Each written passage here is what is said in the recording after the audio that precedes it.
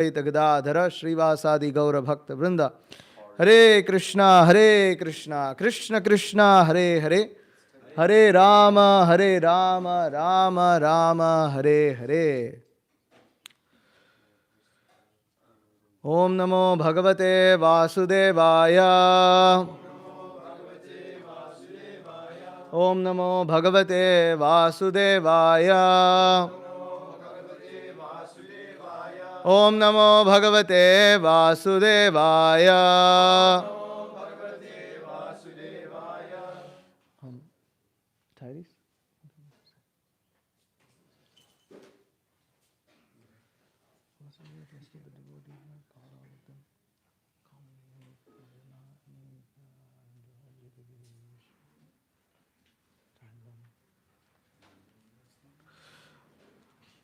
Okay.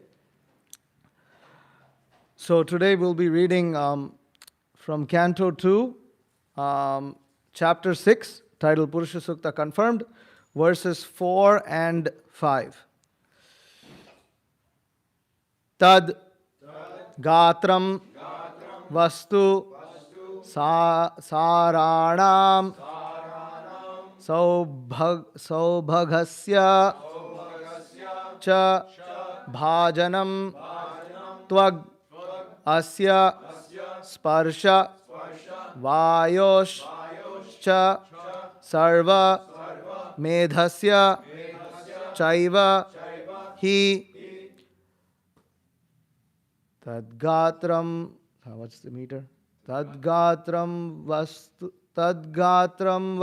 saranam. Tadgatram vastu saranam saubhagasya cha bhajanam. Saubhagasya cha bhajanam tvagasya sparsha vayoscha. Tvagasya sparsha vayoscha sarvamedhasya chaivahi. Sarvamedhasya chaivahi. Tadgatram vastu saranam saubhagasya cha bhajanam tvagasya sparsha vayoscha sarvamedhasya chaivahi. Tadgatram vastu saranam saubhagasya cha bhajanam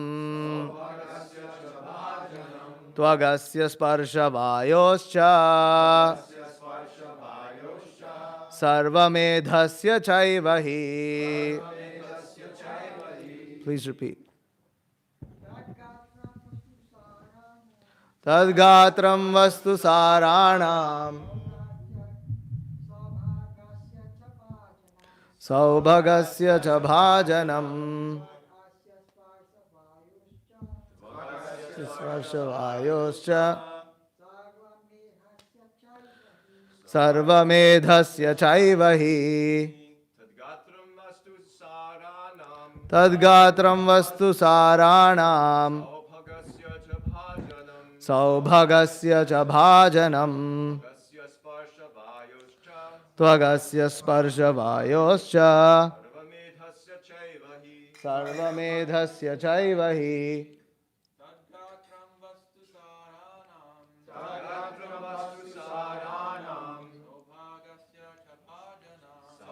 Tvagasya cha bhajanam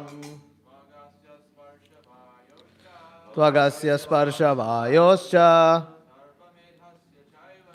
sarvamedhasya chaivahi. Tadgatram vastu saranam saubhagasya cha bhajanam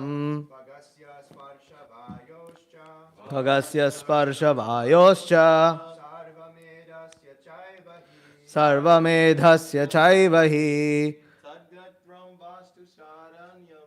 Tadgatram vastu saranam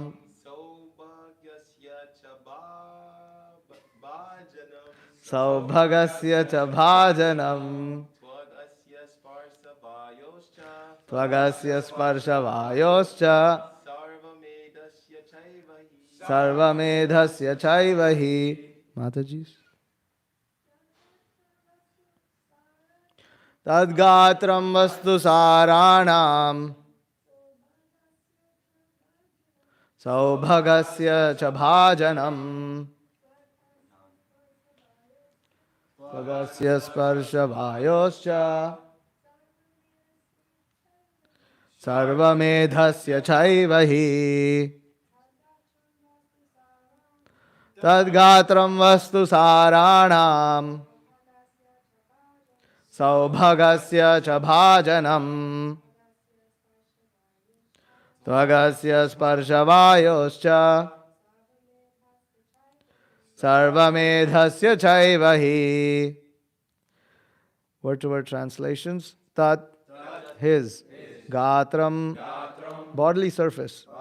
Vastu saranam, of the active principles of all articles. Saubhagasya, of all auspicious opportunities. Cha, and bhajanam, the field of production. Tvak, skin. Asya, his. Sparsha, touch. Vayo, of the moving airs. Cha, also. Sarva, all kinds of. Medhasya, of sacrifices. Cha, also. Eva, certainly. He, exactly.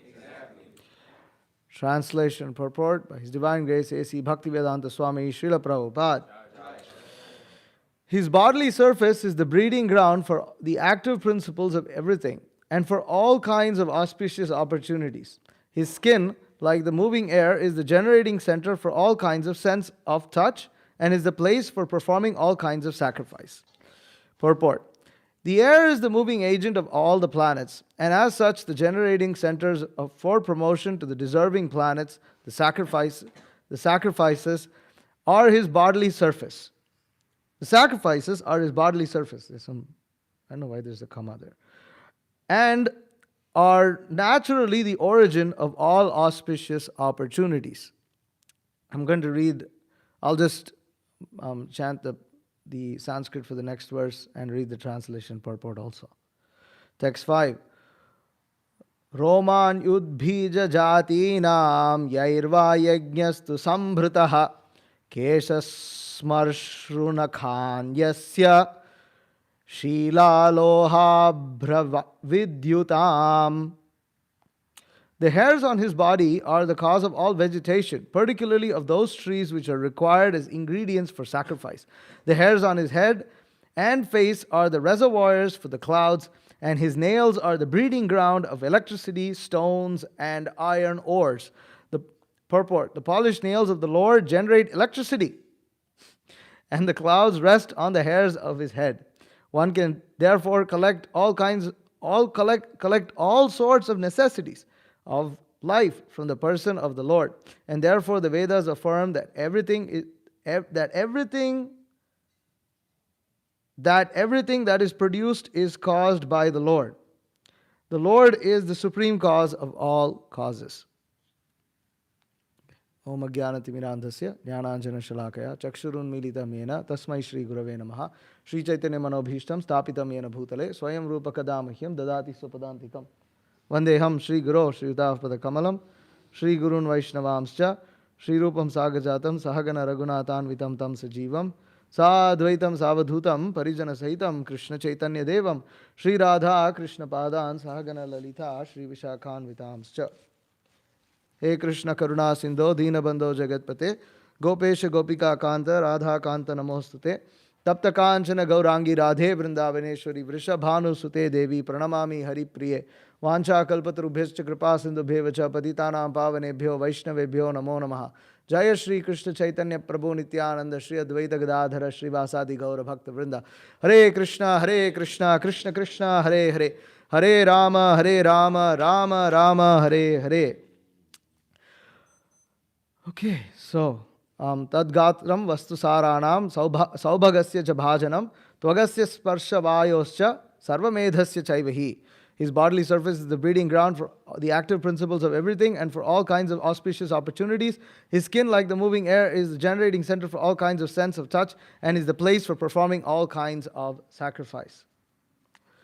So, here the universal form, Virata Rupa, of the Supreme Lord is being described. We are in the process of creation, and at least for myself, when I first read this chapter, I just couldn't make head or tail of it. Meaning, like, okay, I can, from a perspective of English, I can understand what is being said. But from the perspective of the theme of what exactly is going on and why I'm even reading this, I could not really understand. So, the chapter is titled as Purusha Sukta Confirmed, and continuing upon my previous class, I wanted to explain what the Purusha Sukta is. Why is this being discussed in this particular chapter of the Srimad Bhagavatam? And is there a way to stop this mic from, going like this?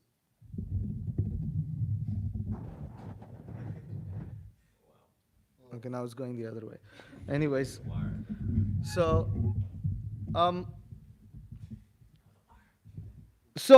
what is happening over here? So we're looking at the process of creation, right? So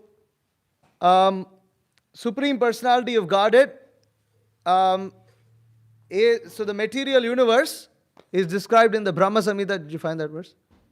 Not yet. There's no exact Sanskrit for that. I don't know if I sent you another verse, but it's.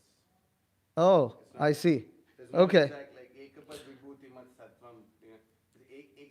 Ekapad Vibhuti and Tripad Vibhuti. Yeah. But that's not a verse. It's not a verse. Oh, okay. I see. It's just in the purport, maybe then. Bhagavad Gita verse. What's the verse? I can send it to you. Okay. So this material universe, so there's the entire manifestation for all the living entities that exist. And 3/4 of that manifestation is the spiritual world, 1/4 is the material world. Okay? So in this material world, how is this material world described? In the Brahma Samhita, this material world is described as a cloud that is floating in the spiritual sky. So it's 1/4, and it said it's one portion, but the spiritual sky and the spiritual planets are unlimited. Therefore, the material universe occupies 1/4. It's like a cloud that's floating in the spiritual world. Inside the cloud, what do you have? What do you have inside a cloud? You have water, right? A cloud has moisture, a cloud has water. So inside that cloud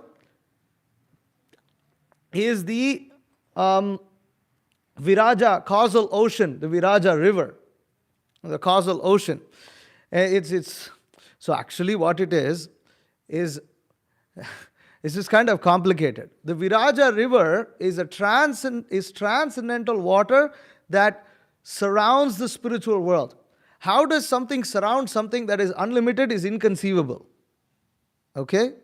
But the Viraja transcendental causal ocean is surrounding the spiritual world, in that there is one portion which is the material world. And you have this cloud in the material world. Sorry, you have this cloud of the material world.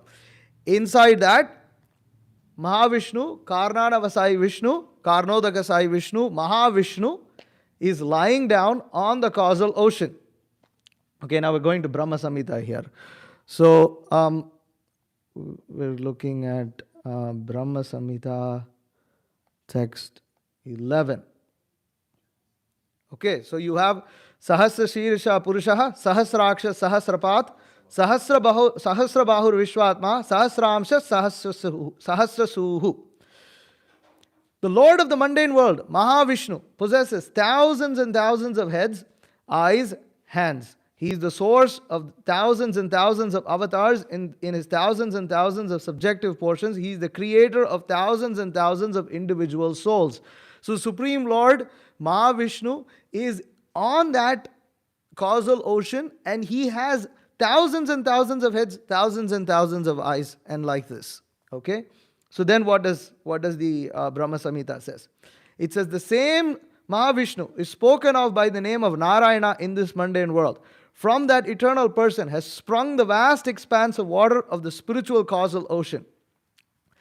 And then I won't read that second part because anyways, I'll read it, but I won't explain it. The subjective portion of Shankarshana, who abides in Paravyoma, the about Supreme Purusha with thousands of subjective portions, reposes in a state of divine sleep, Yoga Nidra, in the waters of the spiritual causal ocean. Simple. Mahavishnu is lying on the causal ocean. That's all. Right? That's what is being said. So, how is this Mahavishnu? He has thousands of heads, he has thousands of arms, he has thousands of legs. Right? So, this is the Purusha that we are speaking of. Why are we discussing this? Because this is what is being referred to in the chapter of the Bhagavatam that we are reading right now. Okay. Then what does the Brahma Samhita says? The spiritual seeds of Shankarshan existing in the pores of the skin of Mahavishnu are born as so many golden sperms. These sperms are covered with the 5 great elements. So, the universes emanate from the pores of Mahavishnu. The universes that we occupy, we're currently in, these are small sperm-like, golden sperm-like things that emanate from the pores of the skin of Mahavishnu. They are seeds. Okay, and then they are covered with the 5 great elements. How are they covered by the 5 great elements? The material world that Mahavishnu is lying in, that is the Mahatattva. And the Mahatattva, what happens is when these sperms come in contact with the Mahatattva, the universes, they get covered. The example, Krishna Keshav Prabhu was explaining, Gokul Chandra Prabhu gave example, that it's like people fried pakoras here. So when you take the substance of your pakora, say what do we take? Cabbage, or you take broccoli, or you take cauliflower, and then you coat it with your batter. So that's what happens. That the andas, the sperms, the universal eggs, they come and then they get coated with the 5 elements. And okay, we're still not getting to what we have to get to. The same Mahavishnu entered into each universe as his subjective portions. The divine portions that entered into each universe are possessed of his majestic extension. They are the eternal, universal Mahavishnu possessing thousands and thousands of heads. So what happens? The thousands and thousands of heads Mahavishnu then enters into each universe and again he manifests this form of thousands and thousands of heads. Okay? Is that understandable? Right? We're following here. It's a little hard, but there's a reason why we're reading all this. So we'll get to that. Huh? Yes. That's what the Brahma Samhita says. How are you going to display? Sahasra is very difficult to display. You can't display. So Mahavishnu has so we have Paramatma situated in our heart, correct? So for in the material world to sustain anything, Supreme Lord has to be there as Paramatma, right? Because otherwise nothing gets sustained. So in the material universe, the Paramatma is the entire cosmic material manifestation is Mahavishnu, Karnodakasai Vishnu. Then he enters into each universe and again he manifests this thousands of forms. Then he will enter into every single thing in this universe and manifest it, including our bodies are being sustained. Our bodies cannot exist without the Supreme Lord being present in them. So this is why Supreme Lord is present also within our heart. Because nothing exists without the support of the Supreme Personality of Godhead. This is the point. Okay. Then, the same Mahavishnu created Vishnu from his left limb, Brahma, the first progenitor of beings, from his right limb, and from the space between his 2 eyebrows, Shambhu, the divine masculine manifested halo. So, if when you read this, you wonder, isn't Brahma created from the navel of the Supreme Lord? How come he's created from the right limb? This is referring to Hiranyagarbha Brahma, outside of individual universes. Like I explained in my previous class, prototypes of everything is created for the universe to happen. Just like when you want to manufacture a car, you create a prototype of the car, and then using that prototype, several cars are manufactured. Correct? It's simple. We do this same. Mahavishnu employs the same process in the creation. So, what is happening here? Mahavishnu creates Vishnu. Created means he expands himself into Vishnu. And he expands himself into Brahma, and he also expands himself as Shambhu. Right? But this Vishnu and Brahma, they are not living entities. Actually, all three of them are not living entities. Vishnu and Brahma this particular Vishnu and Brahma are actually incarnations of Supreme Personality of Godhead. Okay, because this is referring to the Hiranyagarbha Brahma, who is the prototype Brahma outside of all the universes. He is not inside the universe. This is outside the universe. This Bhakti Siddhanta Saraswati Thakur describes this in the purport. So, and then Shambhu, how is Shambhu created? It's described here, the divine masculine manifested halo. So, if devotees who are aware of how Shambhu appeared, basically what happens is that this Mahavishnu with thousands of heads and everyone is lying on the causal ocean, and at his feet, who is there? Lakshmi Devi, Rama Devi. No, specifically the name is given Rama Devi. So, Rama Devi, Lakshmi, goddess Rama is at his feet. Vishnu glances at Lakshmi. When his glance, because he is effulgent, his glance also is effulgent. When that effulgence falls on Lakshmi, it creates a shadow. So that effulgence that comes out of the Supreme Lord, the divine masculine manifested halo, therefore halo.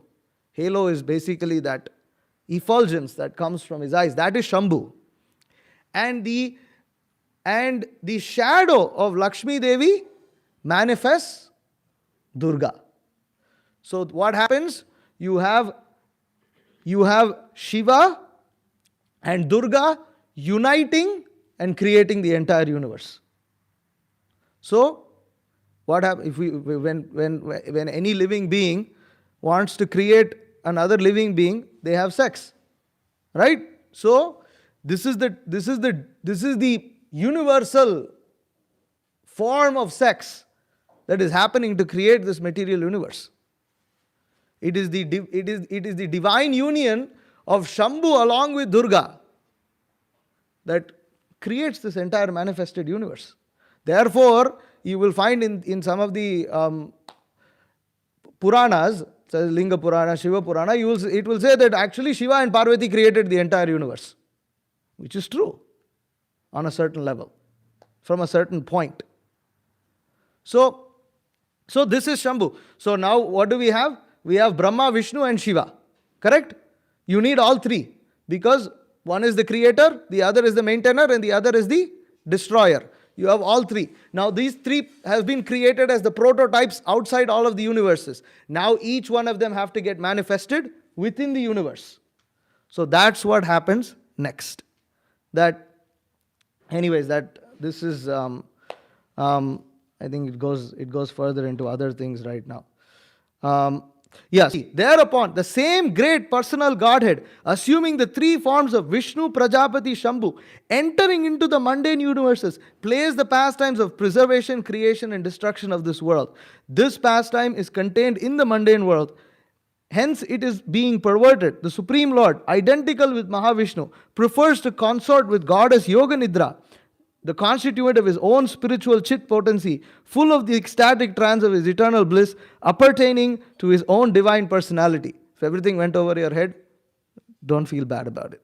That it really takes quite some time to kind of grasp this. You have to keep hearing it, then you kind of get some idea. Okay, but basically, the point is, the prototype, you have Brahma, Vishnu, Shiva, that all is manifested from Mahavishnu. Now, the same thing will be manifested within the material universes. Now what happens? Okay, so in the Bhagavatam verses that we are reading. I can tell you where that Bhagavad Gita verse is. Yes, please tell me. Is this Atova ninth in Verse it's 10:42. 10:42. Yeah, Kim Yatina Tavajana. Vishtabhyahamidam Krishna Ekam Shena Sito. Ekam sena sthito jagat. What Prabhupada does over here, he doesn't translate it Right. like this, but if you look at the introduction to the Bhagavad Gita, Prabhupada says the material creation is 1/4 of the cosmic Yeah. manifestation. And he says Ekam Shena. Ekam sena sthito jagat. So the point is, Eka Amsha, Bhagavad Gita. This is why Bhagavad Gita is actually containing all the knowledge that's found in the Vedas everywhere. So Krishna also says in Bhagavad Gita, excuse me, Ekam sena sthito jagat, that this material universe is 1/4 manifestation, right? And why is it 1/4? Because in the Purusha Sukta it comes. Hopefully we'll get to that today. Okay. 536 speaks about the Purusha Sukta. 536? Yeah, it speaks about the Purusha Sukta. It's in the Sanskrit also. Oh, really? Okay, let's check that out. Bhava. Okay. Yad bhava bhavita diyo manujasta taiva samprapya rupa mahimasa nayana bhushaha suktairyameva nigamah pratitaistuvanti govindamadi purusham tamaham bhajami. Suktairyameva nigamah pratitaistuvanti. Sukta, Purusha Sukta. So that's the point. I adore the same Govinda, the primeval Lord, in whose praise men who are imbued with devotion sing the mantra suktas told by the Vedas by gaining their appropriate beauty, greatness, thrones, conveyances, and ornaments. So you can see here that the Supreme Lord is glorified with these Purusha Sukta prayers. In the Bhagavatam, the Purusha Sukta prayers are mentioned a couple of times. Okay? One, any examples? Prayers of the personified Vedas mention the Purusha Sukta. Where else does it come? Canto 2, right? Correct. It's mentioned in Canto 2. We're talking to Canto 2, is Purusha Sukta confirmed. Okay, where else? When the earth is distressed and Brahma decides to approach the Supreme Lord. They offer, Brahma chants Purusha Sukta prayers on the shores of the milk ocean. And then he hears Kshirodakasai Vishnu speaking to him, saying that I will manifest, I will appear. So they chant the Purusha Sukta prayers. Then we see here in Chaitanya Bhagavat that during the Mahaprakash Leela of Chaitanya Mahaprabhu, where he reveals himself to be the Supreme Personality of Godhead, in chapter 9 of the Madhya Kanda of the Chaitanya Bhagavat, we see that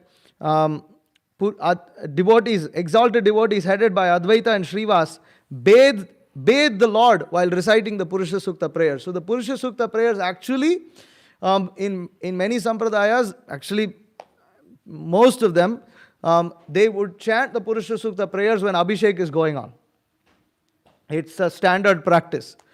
We sing the Brahma Samhita, which is also, it speaks of the same things of the Purusha Sukta and even more. So that's what Srila Prabhupada, instructed us to do. Therefore, we do that. But we see that a standard practice is to chant the Purusha Sukta prayers. Okay. Now, going to the Bhagavatam. Going back to the previous chapter, where we sort of left off. 35. Okay. Seva Purushas Tasmad Andam Nirbidya Nirgataha Sahasror Vangri Bahavaksha Sahasranana Sirshavan. The Lord Mahavishnu, although lying in the causal ocean, came out of it, dividing himself into Hiranyagarbha. He entered into each universe, assumed the Virata Rupa with thousands of legs, arms, mouths, heads, etc.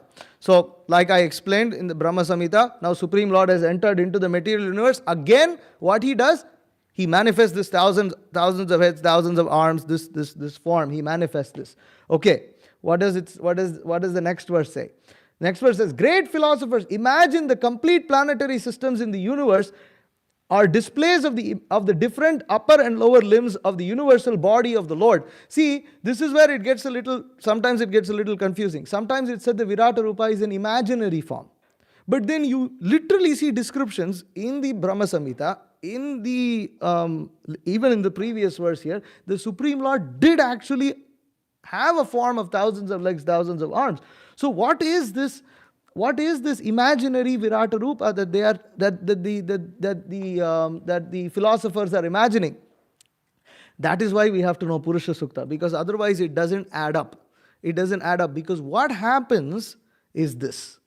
This is where it gets quite interesting. Brahma is created. Now, I'm going further past the verses that we just read. Wow, time flies. Okay. Brahma has appeared. He is born. When I was born from the abdominal lotus flower of the Lord Mahavishnu, the great person, I had no ingredients for sacrificial performances except the bodily limbs of the great personality of Godhead. So what happens? Supreme Lord has his thousands of forms, thousands of heads, thousands of arms. This is the Virata Rupa. And that Virata Rupa has expanded himself into Garbhodakasai Vishnu, filled the universes with half filled them with water, lied down on that ocean, manifested Brahma from his navel on a lotus. Brahma appeared. Now what is there in the universe? Nothing. But there is one thing. No, that's there. No, the form of Mahavishnu with thousands of heads and thousands of arms was revealed to Brahma in a certain form. And that's what the next verse speaks. You see, Brahma, there is nothing, there is really actually nothing has manifested. Nothing material has manifested. That's what we were talking about. We are talking of material creation, meaning nothing material has manifested. Brahma doesn't have a clue of what's going on. So what does he do? He meditates, he gets the instruction to meditate, he meditates, he gets vision of the Supreme Personality of Godhead. He gets vision of Krishna, he chants the Brahma Samhita prayers. Okay, but then he also gets vision of this form. He also gets vision of this form of thousands of heads and thousands of... He gets this form. And what does he do? Next verse he says, for performing sacrificial ceremonies, one requires sacrificial ingredients such as flowers, leaves, straw, along with sacrificial altar and a suitable time. So you need all this to perform sacrifice. Why do you need to perform sacrifice? To please Vishnu. But why was he asked to do that? Definitely to purify himself. What else?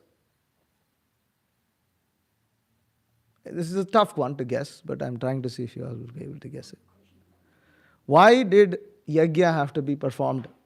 Why did Brahma have to perform a yajna? He says, I didn't have anything to perform yajna, I have to perform yajna. Why have to perform yajna? Huh?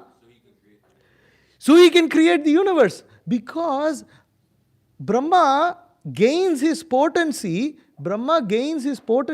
to create from sacrifice. Actually, sacrifice, any potency, right? Whatever potency we have, whatever abilities we have, they all come from Krishna. It is not from us. It is not our ability. These abilities are given to us by the blessing of the Supreme Personality of Godhead, by the mercy of the Supreme Personality of Godhead. To obtain that mercy, there is only one way. That is to perform sacrifice. Because sacrifice means to please Krishna. And only by pleasing Krishna does even Brahma get the ability to create. Even though he is born, even though he has no ability. And now, see, actually Brahma is very surrendered. Therefore, Brahma had no ability. He was told to meditate. Even that he was told.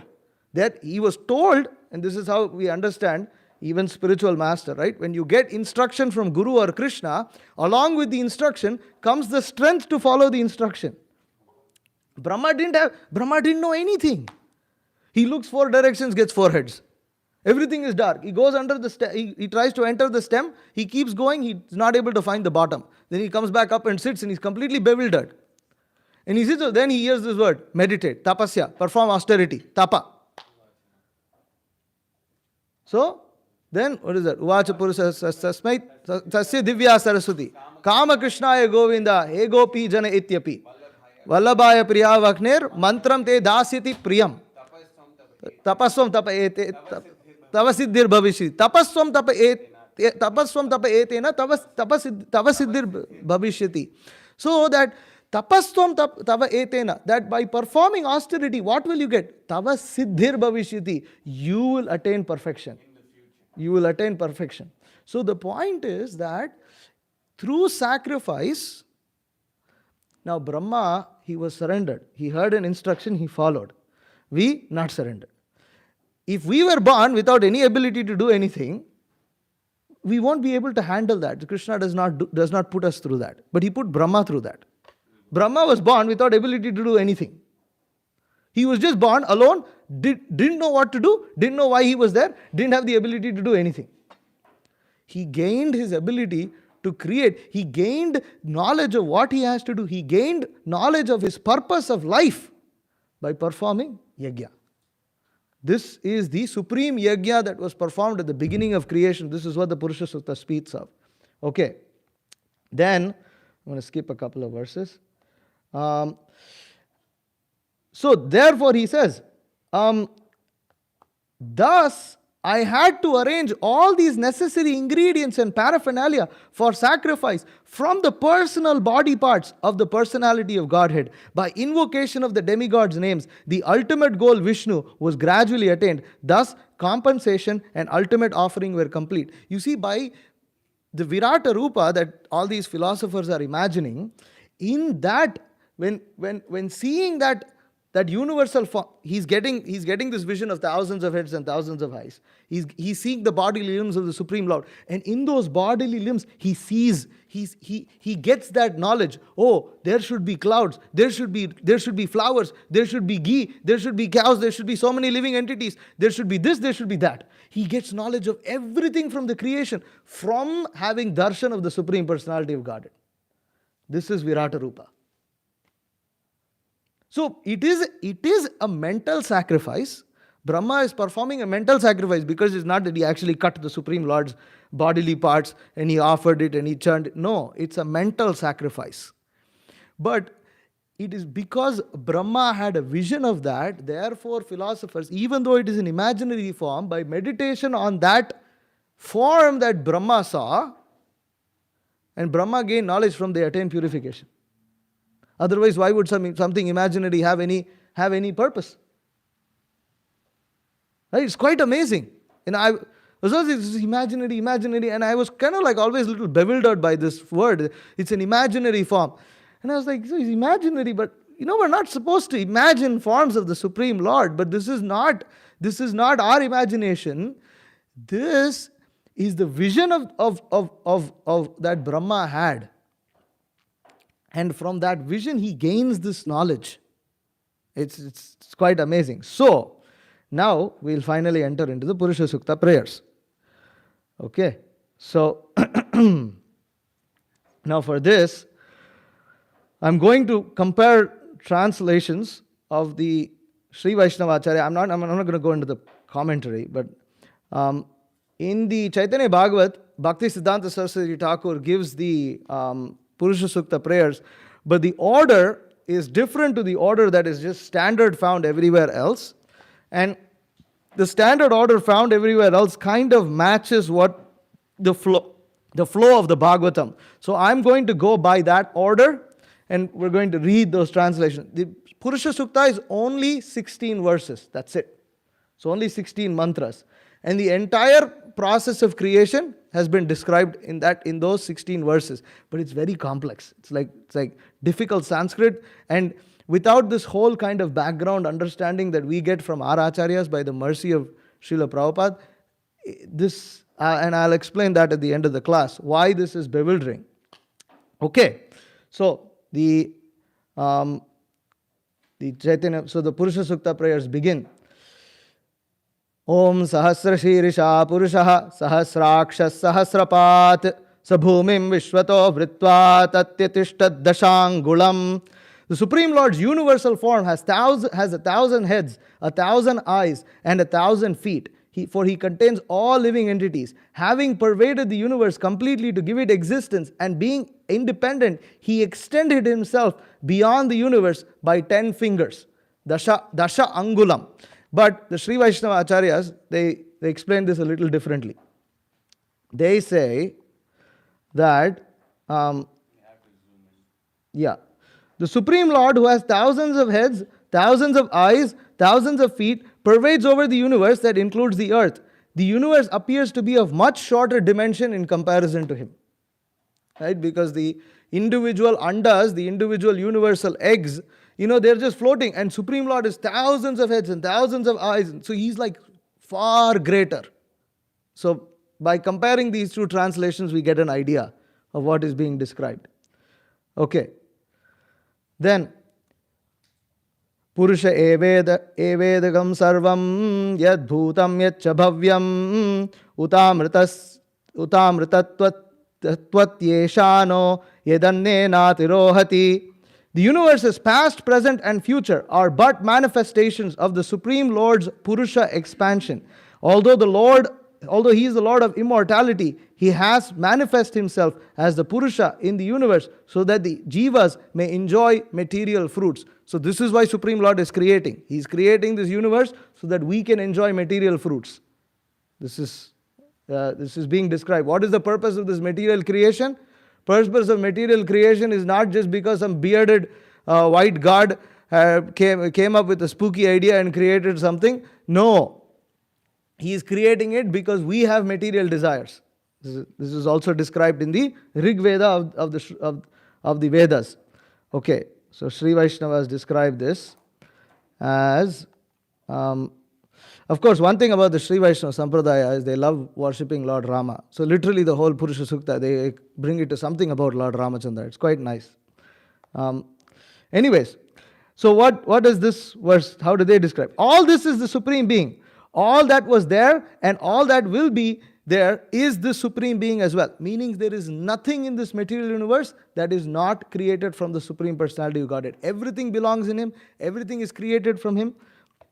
He is the Lord of divinity. He grows out as the object of enjoyment, annam, for those who believe that He is everything for them. Very devotional if you reflect a little bit upon it. That the Supreme Lord, He grows out as the object of enjoyment for those who believe that He is everything for them. See, whether we believe or not, He is actually everything for us. But for those who believe that the Supreme Lord is everything, the Supreme Lord is one's only refuge and one's only shelter, He becomes the object of their enjoyment. Not matter, not wife, children, wealth and pride and all this kind of things, but Supreme Lord Himself becomes the object of that enjoyment. Yeah, also grain. Yeah, prasadam. Yeah, and it means very sustenance, right? Annam also means that which sustains us. So for those who are His devotees, He is sustaining their devotional life. He is their very sustenance. Without Him, devotees have no reason to live anymore. Therefore, when Krishna left the planet, Pandavas, well, what's the use of living anymore? That's it. Let's finished. So you see this. You can connect all of this. It's very nice to reflect on these things. Okay. Then, 1 second. Let me pull up the purport that we just read today, and because it's related to what we said. So, Prabhupada is saying here, right, that this is today's purport. One can therefore collect all sorts of necessities of life from the person of the Lord. And therefore the Vedas affirm that everything is caused by the Lord. The Lord is the supreme cause of all causes. That's what we just read. We just read that. So this is how the Purusha Sukta ties in. Okay. All right. Om etavanasya mahima ato jayayam sapurushaha Padosya Vishwa Bhutani Tripadasya Divi. The past, present, and future universes are manifestations of the Lord's powers. But the Lord Himself is much greater. All the living beings of the universe are but 1/4 portion. And the eternal spiritual sky exists in the 3/4 portion. So here is what it said. Padosya Vishwa Bhutani. This world is 1 pada, 1/4. And Tripada, 3/4 is Amritam Divi. It is the immortal world. Pada, this 1 foot, 1/4 is the mortal world. And then 3/4 is the immortal manifestation. So you have two manifestations. The total is the total manifestation. You have the immortal manifestation of the Supreme Lord, which is the spiritual universe, which contains Tripadasyam. But how is that? Amritam Divi. It is immortal, it's full of nectar, full of bliss, eternal, full of knowledge. And this universe, Padovasya, this mortal universe is only one. Okay. And then, so what does the Sri Vaishnava say? See, everything is Lord Rama. It's nice. Anyways. Such is the greatness of the Purusha. He holds the universe. They are Rama Bhaktas. He holds the universe like the string of a bow. All the elements of the universe are at his feet. He crosses over the entire cosmos by his foot, far beyond the known material world. Placing his foot over the entire cosmos establishes eternal subservience to him, as indicated by Amritam. They completely took a different meaning altogether. Right? As indicated by Amritam, Amrita meaning nectar. So, it's very poetic, as you can see. And ultimately what they say is that can anybody think what this is reflecting to? This particular. Vamana Leela. That it's explained later in the purport. Vamana Leela. Right? That see what he does in 3 steps, Lord Vamana covers the entire universe. In 2 steps he covers the entire universe. And with the 3rd step, what does he offer? Nectar to Bali Maharaj. He offers his own feet nectar. That's all. And how is Bali Maharaj? What is Bali Maharaj known for? Atma Nivedanam. Eternal subservience to the Supreme Lord. So and what did Bali Maharaj get out of it? Amritam, he got nectar. So when Bali Maharaj surrendered his very life to the Supreme Lord by asking Supreme Lord to place his foot on his head, Supreme Lord gave him nectar. So in 3 steps, this is how Supreme Lord gives nectar. And it said here, then what is that one step? What is that pado? What is that one path? It said, entire material universe, he covered that in 1 step, that's all. He covered the entire universe in 1 step. And then with the 3rd step, what did he do? He gave Bali Maharaj nectar. He gave Bali Maharaj, Bali Maharaj became his devotee.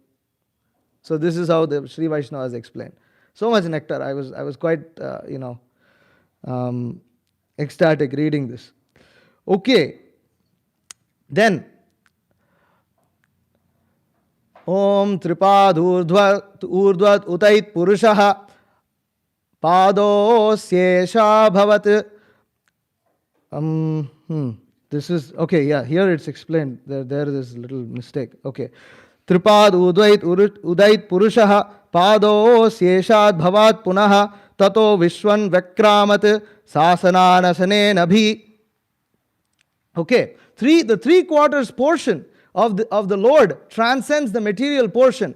The Lord in the 1/4 portion manifests the universe again, as he has repeatedly done before. The Lord of the 1/4 portion began the work of creation by going all around, taking the form of all animate and inanimate objects. So how does he take the form of all animate and inanimate objects?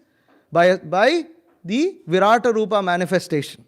The Virata Rupa manifestation, which is described in the Purusha Sukta prayers. So Supreme Lord goes. So anyways, the same principle is self-explanatory. What does the Sri Vaishnava say? Okay, they say, see here, previous verse, Bali Maharaj stepping over. Okay, the Supreme Being who crossed over all the higher worlds reappears here to be realized through subservience or sense of being at his feet. He enters and pervades all the beings that eat all the that eat all the beings that do not eat. So, okay, so then text 5.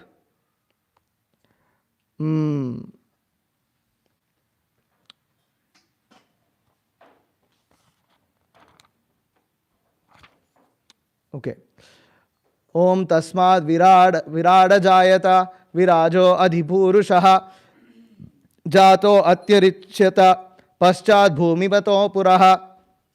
From the Lord, the universe was born, and in that universe was born the Virata Purusha, the super soul of the universe. That then the Virata Purusha grew and produced the earth and the bodies of the jivas. So, mantra 5, Sri Vaishnavas say, this app doesn't allow to split it. I mean, I tried. Let's try one more time. See? Doesn't do it. Veda base doesn't do it. Okay.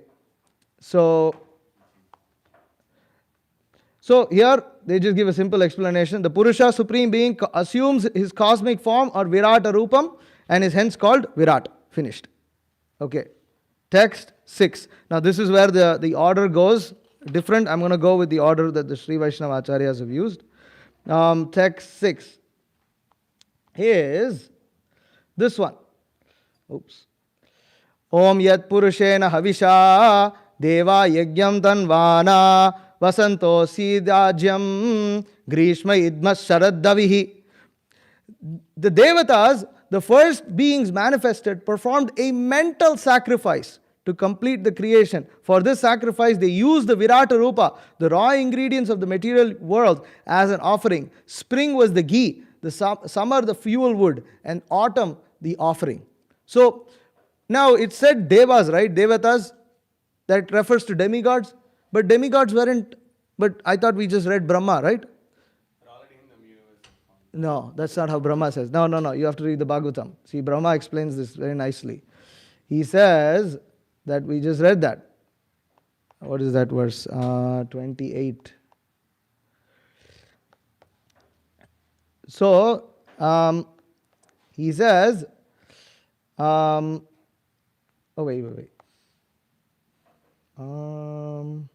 Where does it say he chant? Maybe it's text 23. Oh. I think there's one verse that says No, he says he chants the names of the demigods and then everything was manifested. I'm getting mixed up here. I think I showed that, but I don't remember where it is now. I can't. their names and they show. Yeah, he chants their names and he says everything is satisfied. So that's how the devatas appear. He means the devatas don't exactly appear then, but their potency appears by chanting their names. Because who are the devatas? They are actually posts. Indra is a post. Who is the next Indra? Bali Maharaj is the next Indra. So Indra is a post. Brahma is also a post. In the 9th canto of the Srimad Bhagavatam, Prabhupada writes in a purport that we were all Brahma when we fell down from the spiritual world. We became Brahma. So that was our first, because we're so qualified when we fall from the spiritual world, all of us were Brahma. Can you imagine? We were Brahma. We saw the Virat Rupa. We created the universe. Now we don't even know what Purusha Sukta is. Just think about it. Just see the power of the Supreme Lord's illusion. Gokul Chandra Prabhu would joke. He said, you lost 3 heads, don't lose this one also. Wow, that's a good joke. Meaning, take Krishna consciousness seriously. And don't lose this head also, because we're so stupid, we lose our head here also. We have one head, we lose that also. So, okay. So, going to the next verse. Om saptasyan paridayaha trisaptas samidaha krita deva yagyam danvana abadnan purusham pashum. In this sacrifice, the blades of kusha grass strewn around the fire for protection from the Rakshasas were 7, the 7 Vedic poetic meters. The fuel sticks were 21, 12 months, 5 seasons, 3 worlds, and the sun. The devatas who performed the mental sacrifice tied the Virata Purusha to offer him as the sacrificial animal. So this is how the mental sacrifice is being performed. It's actually being performed by Brahma. But then after that, the demigods, after they are created, they start performing also. Okay. So, we're running out of time. I'm just going to read this. Okay. Text 9 is actually this one. Om tasmad yagyat sarvahutah sambritam prishadajyam pashum tams chakre vayavyan aranyan gramyam chaye. From that sacrifice, where everything in the universe was sacrificed, yogurt and ghee, and indeed all nourishing foods were produced. It created the animals of the air, forest, and village. Om tasmad. Oh, wait. This is not tech. The first one. I read that first one. Oh, sorry. I pulled up the wrong one. Sorry. I read this one. No. So the order is messed up. Now I'm going to read this. Okay. Yeah. Sorry. My bad. Okay. So now I'm reading the one below that. This one on the top. Om tasmad yagyat sarvahutah richas samani jagnire chandamsi jagnire tasmad yajus tasmad jayata. From that ultimate sacrifice or sarvahuta was born the Rik Veda, hymns, Sama, music, Yajus, prose, portions of the Vedas, along with the 7 Vedic meters. Then the one below this. No, not that one. Wait, this one, yes. Om tasmad ashva ajayanta yecha kechobayantaha chobayadataha gavoha jagnire tasmad jata ajavayaha. Horses were born from the sacrifice, along with the animals, with 2 sets of teeth, such as donkeys and mules. Cows were born from the sacrifice, along with goats and sheep. If you ever wondered how Brahma created, this is what was happening. This is how Brahma, how did Brahma know where to place the udders, where to place the chimpanzee's mouth or whatever? He gets all this from the sacrifice. Okay, then text 12 is this one. Yad purusham vyadaduhu kadidavya kalpayan mukam kimasya kaubahu kavurupada ucheta. In the mental sacrifice, when they divided up the Virata Purusha, how many parts did they divide? What is stated about his face, arms, thighs, and feet? Om brahmanosya mukam asit bahu rajanyaha kritahuru tadasya. So wait. Yes, okay. Om brahmanosya mukam asid bahu rajanya kritaha urutad asya yad vaishyaha padbyam sudro ajayata. The Brahmanas arose from the face of the Virata Purusha, the Kshatriyas from his 2 arms, the Vaishyas from his thighs, and the Shudras from his feet. Did we just read that in the Bhagavatam? Yes. Where? In that before these. In the previous chapter, in text. Literally the last verse, the last few verses. So here it says the philosophers imagine the Virata Rupa, and then it says here that the Brahmanas, see, Purushasya mukham brahma kshatram etasya bahavaha urva vaishyo bhagavataha padbyam shudro vyajayata. The Brahmanas represent his mouth, the Kshatriyas his arms, the Vaishyas his thighs, and the Shudras are born of his legs. So this is how the Purusha Sukta is being confirmed. That's why I'm trying to just compare this, make a comparison. Okay, we are on text 14. Please be a little more tolerant. Okay. Om Chandrama Manaso Jatas Chaksho Suryo Ajayata Mukhadindras Chagnischa Pranad Vayurajayata. His mind gave rise to the moon, his 2 eyes the sun, his breath Vayu, his mouth Indra and Agni. Om Nabhyadasid Antariksham Shishnodhyau Samavartata Padbyam Bhumir Dishastotrat Tata Lokana Kalpayan. From his navel arose the space between earth and heaven. From his head, the heavens. From his feet, the earth. And from his ears, the directions. In this way, the worlds were created. And then finally, we have text 16.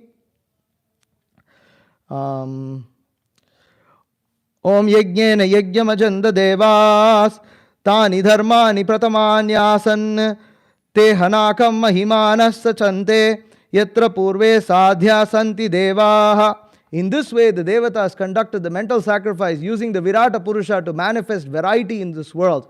By that sacrifice, both the physical laws of nature and the first spiritual codes of conduct arose.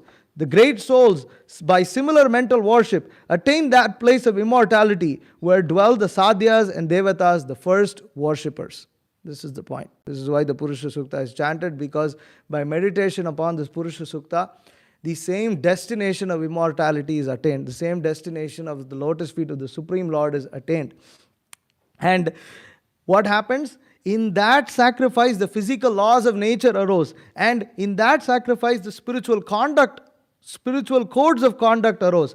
So meaning that from yajna, everything arises. Srila Prabhupada describes this very nicely in this. He gives a quick summary. Text 28. He says here,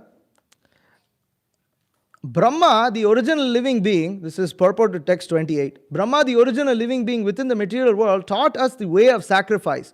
The word, quote unquote, sacrifice, suggests dedication of one's own interest for the satisfaction of a second person. This is a really good definition of sacrifice. We use this a lot. This is what Prabhupada is defining it as. He says that it suggests dedication of one's own interest for the satisfaction of a second person. That is the way of all activities. Prabhupada is saying, it is not, you are thinking that you have to perform sacrifice for Vishnu. No, every activity you are performing, you have to perform as sacrifice. That is the way of all activities. Every man is engaged in sacrificing his interest for others, either in the form of family, society, community, country, or the entire human society. But perfection of such sacrifices is attained when they are performed for the sake of the Supreme Lord, Supreme Person, the Lord. Because the Lord is the proprietor of everything, because the Lord is the friend of all living creatures, and because He is the maintainer of the performer of sacrifice, as well as the supplier of the ingredients of sacrifices, it is He only and no one else who should be satisfied by all sacrifices. By satisfying Him, everybody else is satisfied because He comprises of everything and everyone. Therefore, so the important point is, as Srila Prabhupada, he would define it in other ways. He would say, ultimately, every living being is engaged in service. You have to serve. Different people are engaged in service. The student is serving the teacher. The president is serving the country. The lover is serving the beloved. In this way, everybody is serving. Prabhupada is saying the same thing. He's just using the word sacrifice. He's saying everybody is doing sacrifice. But what are they doing? They're sacrificing their interest for others, either in the form of family, community. But what they do, they think of it as extended self-interest. Oh, my family, my community. And then they sacrifice. Because other than that, if you're a purely selfish person, you will not want to do anything. You will not want to do anything for anybody. There is no relationship. The moment there is a relationship, immediately there is some sacrifice involved. So, Prabhupada is making the point that we are doing this all the time. We need to do this for Krishna. And the Purusha Sukta describes of that first sacrifice and describes that actually by sacrifice, everything in this universe was provided. And you are thinking by sacrifice, your need will not be provided. Sacrifice your life for Krishna. Sacrifice your life for Vishnu. Perform your activities for the satisfaction of Vishnu. And everything will be provided. Bhagavad Gita also says this. Right? Bhagavad Gita chapter 3, text 9. Someone close the door there. It's not. Okay. Yajnatat karmanon yantra lokoyam karma bandhanaha tadartam karma kaunteya mukta sangha samachara. Krishna says in Bhagavad Gita, work done as a sacrifice of Vishnu has to be performed. Otherwise, work causes bondage in this material world. We will sacrifice nevertheless. But when we don't sacrifice for Vishnu and we sacrifice for our own self-interest, in the name, we are thinking it is our self-interest, but actually we are doing it for others. And that is a sacrifice. When we do that, what happens? We get bound into this material world. We get bound, we get caught up, birth, death, old age and disease. Right? Therefore, O son of Kunti, perform your duties for his satisfaction. In that way, you will always remain free from bondage. So then Krishna says that. Then he explains that. He says, Sahayagya praja shishtva purovacha prajapati anena prashavishya dvam eshavoshtakamathuk. In the beginning of creation, the Lord of all creatures sent forth generations of men and demigods along with sacrifices for Vishnu and blessed them by saying, Be thou happy by this yajna sacrifice because its performance will bestow upon you everything desirable for living happily and achieving liberation. Right? So, that's Purusha Sukta defined in one verse. Krishna defined Purusha Sukta in one verse. He just says, oh, this is what happened. That's all. So, he goes on a little. He says, Devan bhavayatanena te deva bhavayantu vaha parasparam bhavayanta shreyaf param avapsyatha. The demigods being pleased by sacrifices will also please you. And thus by cooperation between men and demigods, prosperity will reign for all. Foolish people think that they have to worship demigods separately. You perform sacrifice, demigods are pleased. Demigods are happy. And they will provide everything for you. Therefore, worship Vishnu, worship Krishna, perform Krishna conscious. This is sacrifice. And the sacrifice that is recommended in this age is Sankirtan. Right? Kalir dosha nide rajan asti eko mahad gunan kirtanadeva krishnasya mukta sangha param vrajet. That Hare Nama eva kevalam kalau nasti eva gatir anyatha. That in this age of Kali, this is the main sacrifice, to chant the holy names of the Lord, to perform Sankirtan. What is that verse in the Bhagavatam? Sankirtan. No. It comes in the 12th canto.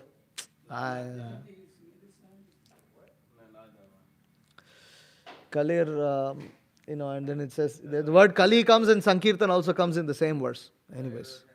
No. It comes in 12th canto of Bhagavatam. Anyways, I don't have time to search. Already gone a little way over time here.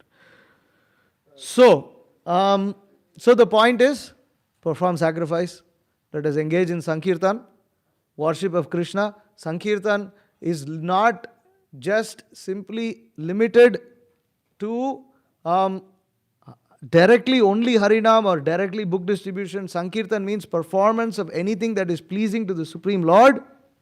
Is sacrifice, yajna. When that sacrifice is performed in conjunction with the holy name, everything else also becomes Sankirtan. Everything also becomes, without the holy name being present, without book distribution is also glorification of Krishna. This is also Kirtan. Right? The Bhagavatam class is also Kirtan. Performance of service is also Kirtan. But the point is, in this age of Kali, we have been specifically recommended to perform chanting the holy name of the Lord, and Srila Prabhupada described that book distribution is also non-different from that Harinam Yajna. So these two things are central, and when connected to this, everything else also becomes Sankirtan because they are all sacrifice. Because in this age of Kali, every age sacrifice is performed. But in this age of Kali, Sankirtan Yajna is performed. Sankirtan sacrifice is performed. And that sacrifice is performed by propagation of the holy names of the Lord and by distribution of books. So, I will stop here. If there are any questions or comments, please feel free to ask. Yes, Prabhu. Even in the Bhagavad Gita, you need to perform sacrifice. Krishna himself says, Aham kratura aham yajna Sodaham aushadam. Krishna is, even the ingredients of the sacrifice is Krishna himself.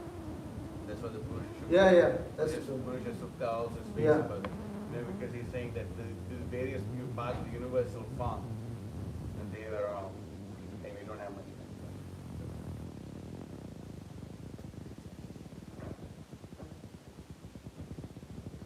Anybody has anything else? Diaries. Shiva and Durga was being born, and Vishnu and Brahma was on the side. So what were they doing while they were just... No, I'm not so, obviously not. They're doing the thing. So, the Supreme Personality of God is performing pastime by creating the material universe. So it's pastime. So how did they also enter the universe along with Shiva and Durga? Did they stay outside the material universe? What is it? Yeah. Who? Vishnu. Hiranyagarbha Brahma. He is situated outside.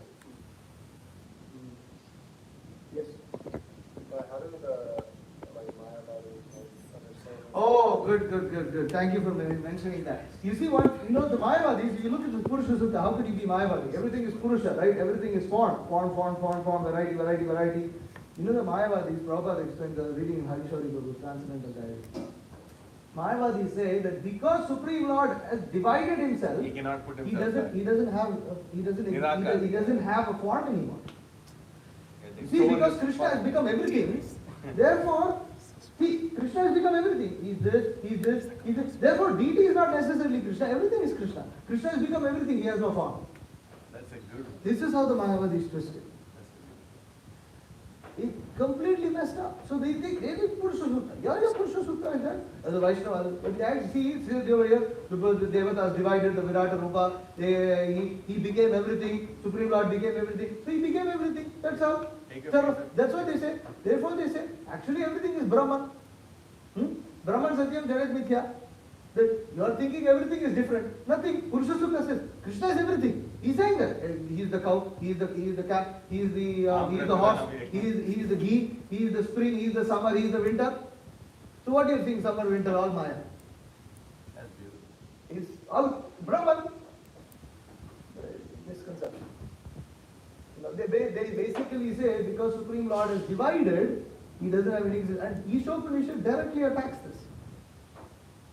Purnamada Purnamida. According to them, because Supreme Lord is divided, just like if you take a piece of paper, you rip it apart, now you don't have that paper anymore. You just have pieces of shredded whatever, small bits and pieces of paper. But you don't have a sheet of paper anymore. So that's their philosophy, it's a mundane vision. But Ishopanishad said, even if a part emanates from the whole, that is also whole, and the whole remains whole. It's not that like if our arm is cut off, we become armless. We have lost something. But Supreme Lord is not like that. He creates entire universe. He created all these things. He is still Supreme Lord. He is still exactly in the same blissful transcendental form without any diminution, any loss. He is absolute. So Mayavadis don't understand this.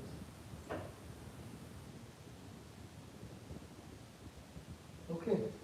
All right. Mataji.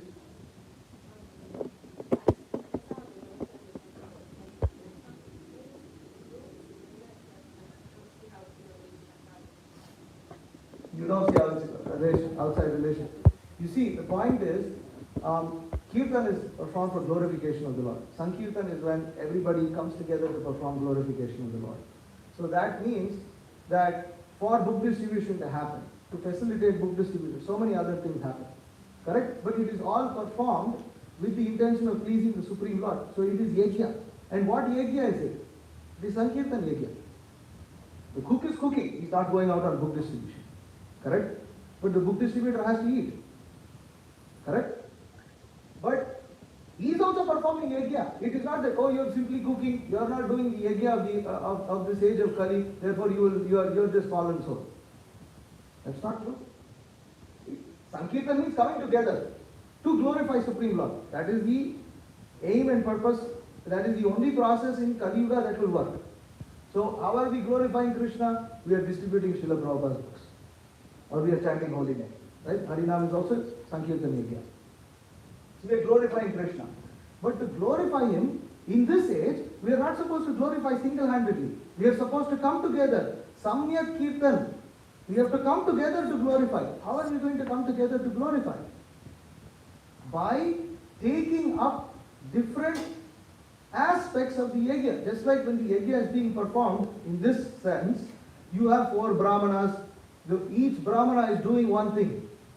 And then you have other brahmanas who are chanting the mantras. You have somebody who has cooked the offering, and the offering is coming. So even in this type of yajna, multiple people are there. It's a big, if you go and see how sacrifices are actually performed, even now they conduct them in India, it takes a lot of effort. Quite a few people are involved. Now, all of them are engaging in yajna, all of them get purified. It is not that only the 4 brahmanas sitting around the fire, they are the only ones who are benefited. That is very neophyte mundane vision. So, neophyte mundane vision is when the person who is performing Harinam or book distribution thing, he is the only fellow who is performing Sankirtan. No understand, because no philosophical understanding, doesn't know what Sankirtan is, doesn't know what Yajna is. Actually, where that is coming from, this is my service. My service is the best service, therefore my service is, I am best, therefore my service is the best service. Anybody who doesn't do my service is POS. You know, he doesn't, huh?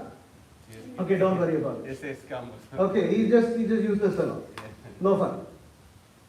But no, Sankirtan means coming together.